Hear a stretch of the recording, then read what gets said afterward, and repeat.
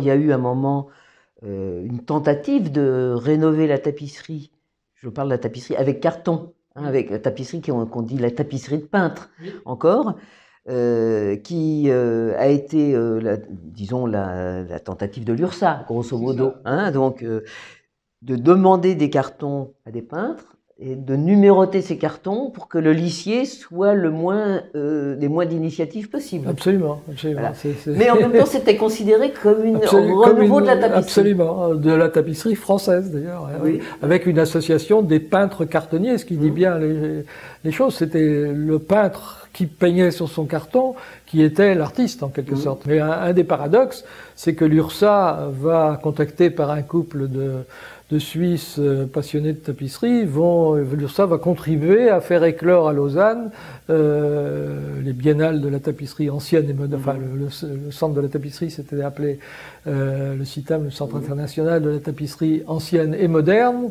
Et puis on a eu un journaliste suisse, enfin un critique qui avait fait un livre qui s'appelle, André Kuenzi, qui s'appelle la nouvelle tapisserie. Et la nouvelle tapisserie n'était plus de la tapisserie, au sens en tout cas technique du terme. Et là, il va y avoir quelque chose de complètement neuf, une prise en compte du textile en tant que tel, à partir, et dans le champ de l'art, et de ce qu'on a appelé art textile, ce qui pose des problèmes, faut-il l'appeler comme ça, en tout cas, ça s'est appelé comme ça, hein, au moins pour certains. Et avec, au bout de 30 ans, une sorte d'impasse reconnue par certains aussi, en disant, mais finalement, c'est une des plus grandes impasses de l'art moderne, quoi. Tu as eu dans ton livre une analyse assez importante sur des peintres qui sont Viala, Rouen et Entaille, qui ont, eux, une approche qui est différente de la peinture. Leur préoccupation n'est pas le textile, mais finalement, ils parlent au textile par leur questionnement sur la peinture.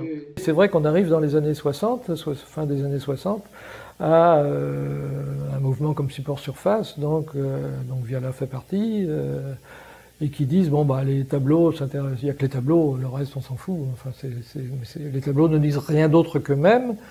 Mais que fait Viala? Donc, j'appelais ça le textile sans le dire, hein, toute cette partie. Parce qu'effectivement, qu'est-ce qu'il fait Viala? Il prend une forme, la première venue, dit-il, une sorte d'éponge qu'il va imprimer régulièrement. Alors, donc, il fait de la rythmique, qu'on aurait pu dire décorative dans un autre univers, si je puis dire.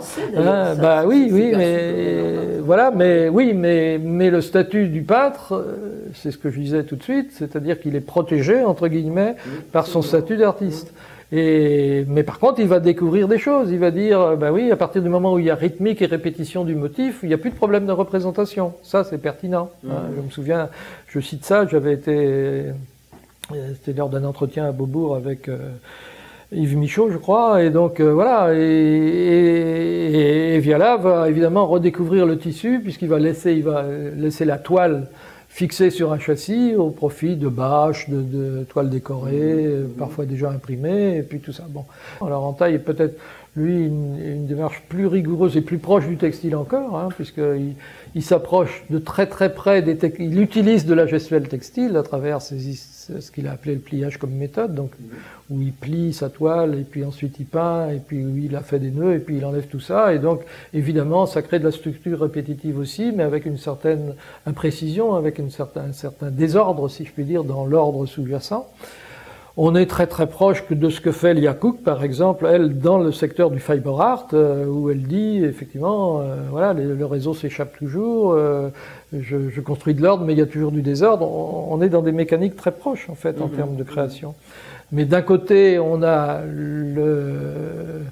Entaille reste, même s'il cherche à se départir enfin, il veut être banal, comme il dit, il veut pas du tout rentrer dans la mécanique de l'art, il va s'arrêter de travailler pendant une quinzaine d'années, hein, jusqu'à temps que Georges Didier Berbiade vienne le retrouver pour faire un livre avec lui, qui est extrêmement intéressant d'ailleurs. Donc on a des parentés, mais ces gens-là, évidemment, viennent de la mécanique de l'art. Il y a des choses d'ailleurs extrêmement, que je cite, qui sont parfois très drôlissimes presque, où les critiques de l'époque redécouvrent la mécanique textile, le taffetas par exemple. Voilà, François Roy fait du taffetas sans le dire, bon, en se trompant un peu sur le terme taffetas. D'ailleurs, bon, voilà, c'est tout d'un coup, les gens de la peinture ah ben oui, on redécouvre pas compter, on lève, on baisse et tout, etc. Bon, mais évidemment, on est dans le modèle artistique néanmoins, qui a tous ces siècles de peinture derrière lui, quoi. Voilà.